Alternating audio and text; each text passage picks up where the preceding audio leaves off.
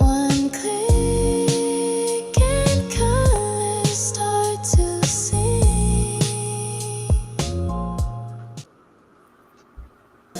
Pixel poetry.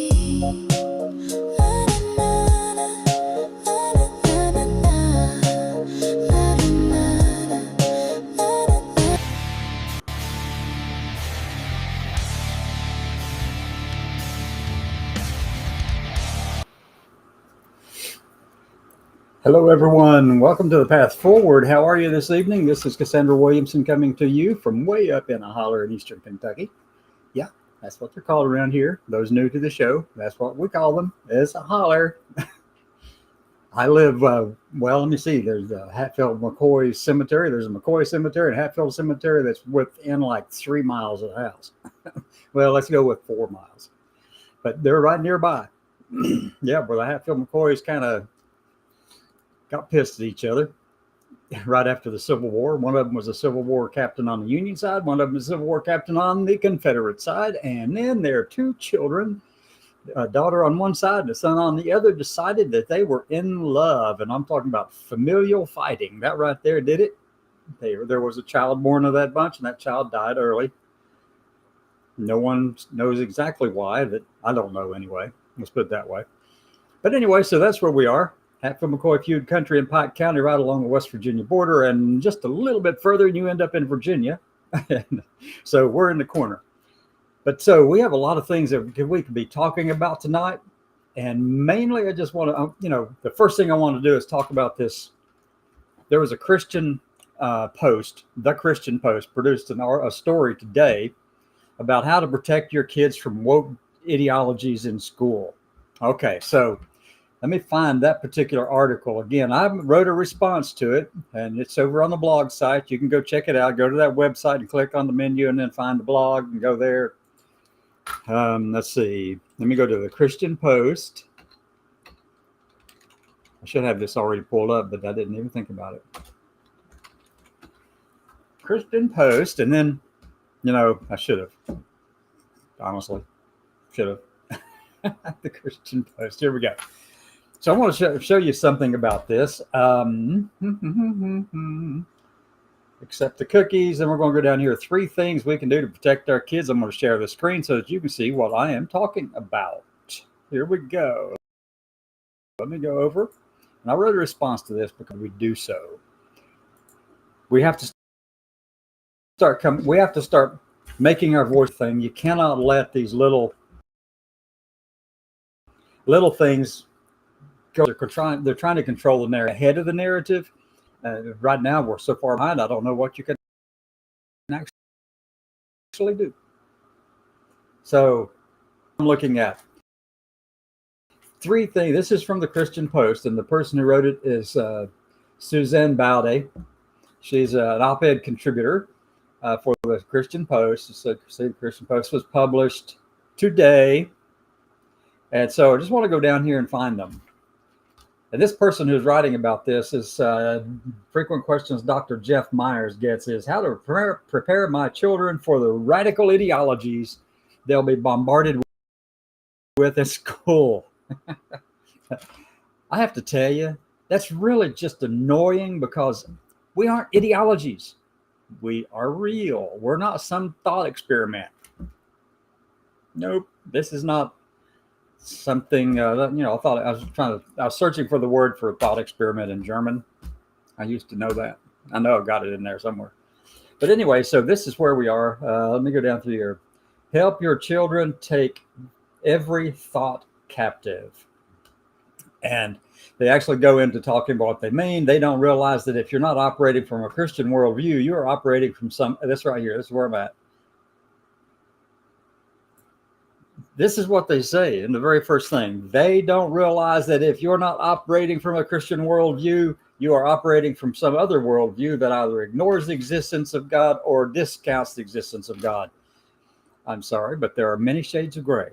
There's at least 50 shades of gray around all of this. There's 45,000 different versions of Christianity around the world that are all recognized denominations. So you can't really say that you have a corner on the market. No, not really. You can't say that. Can't say it at all. So I find that to be just really annoying. It pretends that if anyone has a different worldview than theirs, then they're going to hell. And I've got some news for you. Their worldview is no more powerful or influential than yours. No more important than yours. They have a right to their views, and you have a right to yours. And if the 2 points can't come together, then just live and let live. That'd be a good thing. Just follow the golden rule. Love your neighbor as yourself. And obviously the corollary to that is if you're not loving your neighbor, there's a good chance you aren't loving yourself either. And neighbor is a very broad term. It includes a lot of people, like me, for instance. Yes, and like an immigrant coming into this country legally. Those people you are to love and respect just as much as you are yourself. But if you don't love yourself, then obviously you're going to hate somebody else, right? So you're just going to displace that hatred towards someone else. And the biggest problem with that is that it gets shrouded in, but we really do love the sinner. We just hate the sin. I'm sorry, but that is just a load of crap. All right. Make sure they aren't taken captive. Oh my God. Oh my goodness. Oh my gosh. Here we go. They're going to be taken captive by what? Oh, recognizing that their bodies are just a little bit different than yours, and what they see is not who they really are. And they keep saying that over and over and over again, so much so that they get to the place where they're, after several years of persistence on this thing, usually kids will go away from that. I mean, if a kid is just going to think that they're a rocket ship or something like that, that will pass probably by next week. But when it comes to one's gender, you know your gender. You knew your gender when you were 4 or 5 years old. You knew who you were. You knew what you were. The same thing applies to someone with gender dysphoria. We know who we are. We're confident in who we are. And that's just the way it is. We know real early too. Many of us do. We know real early. So yeah, whatever, right? Make sure they aren't taken captive. Okay, so Myers says, that said, let me see, by the time people reach their 20s, 70%, here we go. Let me just put this in highlights right here. Okay, here we go. I'm going to put that up there and read it out loud. I'm going to blow it up just a little bit. Maybe it'll show up better for you up there. Okay, maybe. All right. By the time people reach their mid-20s, 70% of young people who grew up in church no longer believe biblical truth. They stepped out of the cave. They stepped out of the cave. Can I say that again? They were quite literally taken captive by hollow and deceptive philosophies. I'm sorry, but that's the arrogance of that is just astounding. Okay. Whew. All right. And then down here, that said, Myers points out. Okay. Here we go. This is the warning. Okay, this is the number 2 warning from this person. That said, Myers points out the trans ideology is probably the number 1 threat young adults are going to face in school this fall. And moms and dads can't fall into the trap of thinking that just because their kids are in red states or conservative communities, their kids are safe. They're going to be told, let me read this one right here. Oh, let me just go ahead and highlight the whole section because it's worth reading that whole bit out loud to you. Okay, because I've got responses to all of this. They're going to be told that there is a gender spectrum. There is. And on one end is extreme masculinity. That's true. And on the other end is extreme femininity. Yes, that's true too. It's more like a saddle graph, but you know what the heck? You just ignore all the data that we've got to prove it. Anyway, it's either G.I. Joe or Barbie. And since nobody is really either G.I. Joe, Barbie, or Barbie, we're all kind of in trouble. We're all trans. Maybe you're even born in the wrong body. That's a load of crap. For one thing, is gender is on a spectrum. Biological sex is even on a spectrum. Your anatomical sex, the way it expresses, the way you see it, how you identify yourself, is on a spectrum. There are no two people who look exactly alike unless they're fraternal twins, and then they've got a lot of similarities. But do you ever wonder why no two people look exactly alike? Where that variability came from? How it even occurred? I can tell you why. Because there is variability built into these things so that people will not all be identical copies of, if you believe, Adam or Eve. Mostly Adam, because Eve was supposedly taken from the rib of Adam. And we know that story is just a myth, right? Right, everybody? You know that's a myth. That's a story that is fable, that is not true. That's so far from reality that it's just pathetic. But so anyway, so we've got this person who is denying that there is a gender spectrum. Well, there is a gender spectrum. And while you're thinking about all that, I'm going to kind of show you what it's all about. But let me go to the media section. So we're all trying. No, you're not. This guy is just full of crap, okay? He may have a title of doctor in front of his name, but usually that's a doctor of Christian theology or Muslim theology or Vedic literature or something like that. They don't know squat about the human body, but except that they're terrified of it. They're terrified of it being seen. Oh my God. That's what I think. Yeah, they're just terrified of it. So we've got that part there. And let me scroll down through here. I got to find some things that are useful for me while I'm talking with you. Okay, oh, here we go. I found it. Found it. All right, so here we are. I'm going to show you a little image that I think more appropriately represents the spectrum of gender, the spectrum of biology, the spectrum of anything at all, and sexual orientation even. You can see a spectrum right here. Every component of human life can be viewed on a spectrum, including the way your genes express and become who you are. So the Christian Post over here is trying to tell parents that, there's no such thing. We know there is there, Mr. Myers. Myers talks about how pervasive this agenda is when he talked to a grandmother recently. Look here now, this is okay. Myers talks about how pervasive. I got to go back and share that too with you. Okay, let me find out where I'm at here. Stop sharing that page. I'm on a different page now. All right, so right there you can see what I'm talking about on a gender spectrum. But Myers said that when he talked to a grandmother recently who had raised all of her children in the church and sent them to Christian camps, despite that, 5 of her 13 grandchildren now identify as trans. So what's the problem? There is no problem. All right, let me go on down. Set the captives free. That's number 3 in their list. Everyone in the schools who isn't embracing a biblical, and this is definitely a crazy statement to make. Sharing screen again. We'll come back over to that little saddle graph here in a minute. Right there.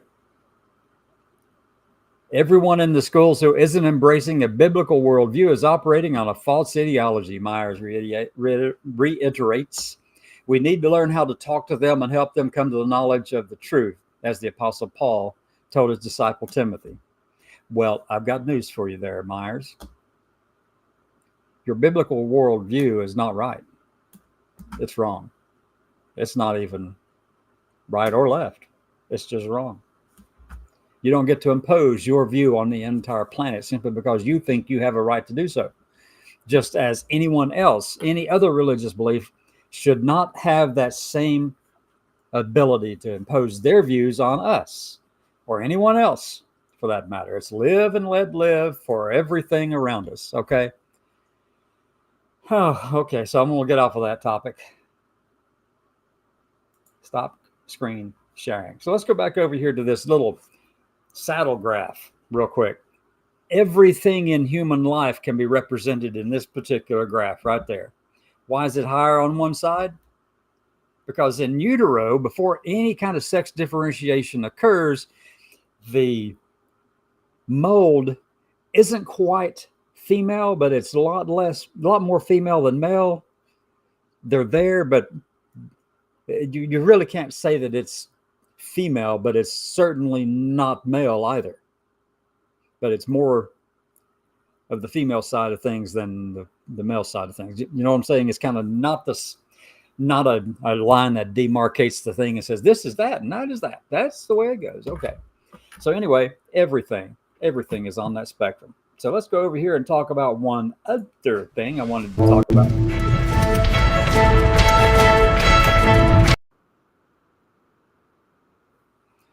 Who is that? Oh my God, that's an AI generated image of Missouri Attorney General Andrew Bailey. Andrew Bailey has got a thing for trans people. I mean, he really does. He has spent his time as Attorney General, which he's in the midst of one term.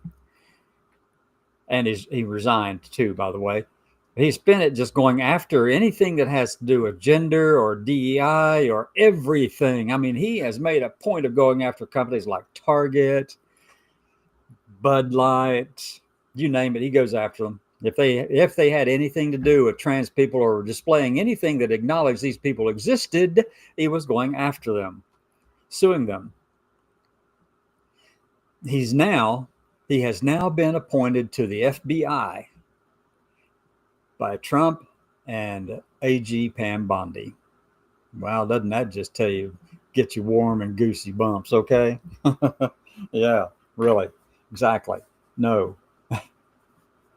He's going to take his views from Missouri as the AG there and go right straight into the FBI and impose it on a national scale. But we already know that's how they operate because they're surrounding themselves with all these people who are just absolute loons. They don't really care about science. Not at all. No, they think they do. They say they do, but they don't. They're anti-everything, anti-trans, anti-LGB, anti-vax, anti-all of this kind of stuff. And I'm telling you, they couldn't be further from the truth. Okay. So let me give you my perspective on how we can address some things here. Okay. So I've gone after it for 18 minutes or so. I'm going to wrap up with what I wrote earlier today about how to 3 things parents can do to protect and help their children who are diagnosed with gender dysphoria. Now, I put diagnosed on there because I think that's crucial. A diagnosis of gender dysphoria is not something that can be handed out just willy-nilly, or at least it shouldn't be. It has been in some cases, and those need to be reined in. But if you've been diagnosed, a child has been diagnosed in your family with gender dysphoria, then there are certain characteristics of that. You know, long-term persistence and all kinds of things that have to take place. See people, talk to people, engage with therapists, and engage with a therapist who has experience dealing with gender issues, and not as a conversion therapy kind of approach, because that never works. That's the worst possible thing you could ever think about doing for your child. But here's the 3 things. All right, so I'm going to share this screen again too. And let me just pull it up. Share. And then we'll just call it a day. All right. So here we go. Let me get rid of that one image. Where's that thing coming from? I don't know. I'm sharing that page. Okay. So here we go. This is 3 things parents can do to protect and help their children who are diagnosed with gender dysphoria. That's crucial. Okay, number 1, unconditional love and affirmation. Yeah, if they have been diagnosed with gender dysphoria, it is not something that's going to pass like, hey, I want to be a dinosaur or a rocket, because that typically passes in a couple of weeks at most, and then it's over. But this is something that persists for a long time. It's very persistent, very consistent, and they know who they are.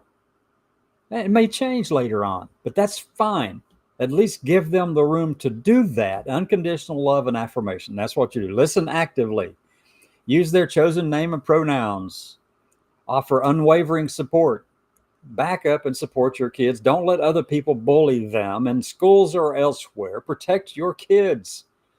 Whether they're gender dysphoric or not, support your kids.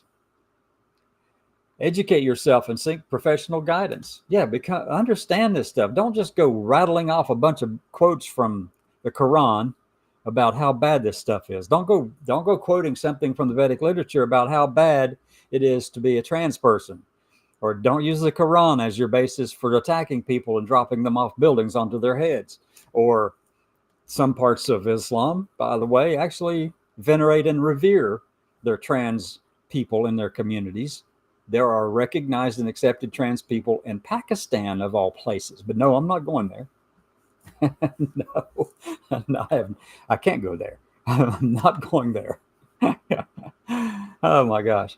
But yeah, educate yourself and understand that these things have been going on from the very beginning of time for humanity. Not 6,000 years ago, 2 million years ago, whatever, when Lucy first stepped out into the world, or Luca, go back even further. But we all know that that's what this is about, right? Just educate yourself. We know we've been around forever. We know we were around long before the literature was ever written down that became Abrahamic faith of any kind, whether it's Christian, Jewish, or Islam. Educate yourself, consult with experts, find reputable resources. And that's a crucial one. Don't go to your Uncle Joe's cousin Bob III if he is just, he's the community drunk and he's got advice for you on your trans kids. No. Get to understand. The next point is get to understand gender dysphoria. Understand what it is. It is a real diagnosis that has certain parameters that must be met in order for you to receive that diagnosis. I have been diagnosed with that. Yeah, that took a bit. It sure did.